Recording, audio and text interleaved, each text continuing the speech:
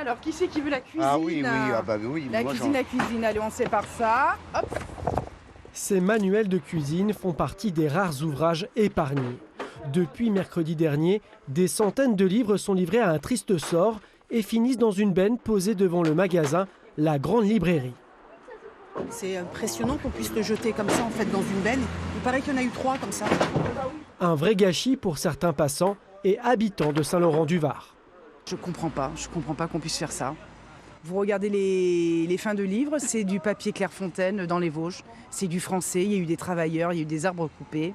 C'est scandaleux, ça a pleuré. Depuis mercredi, en fait, j'ai appris qu'ils jetaient les livres, des bennes, des tonnes de bennes. Et ça part je ne sais où. Au lieu de faire justement des œuvres caritatives, les donner à la bibliothèque, c'est complètement honteux. Une situation qui fait suite à la faillite de ce grand magasin placé en liquidation judiciaire.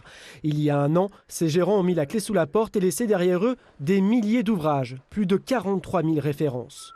Paul Teboul est le propriétaire des lieux. Depuis un an, il ne peut relouer ses locaux sans les avoir vidés. 200 000 € de loyer perdu. C'est lui qui, à contre-cœur, a mis en place l'impensable.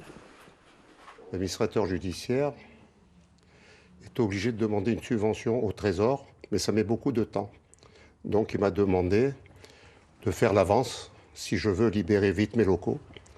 Et c'est ce que j'ai décidé de faire. Au total, 60 tonnes de livres vont être définitivement détruits, soit 8 300 auteurs qui ne trouveront jamais leur lecteur.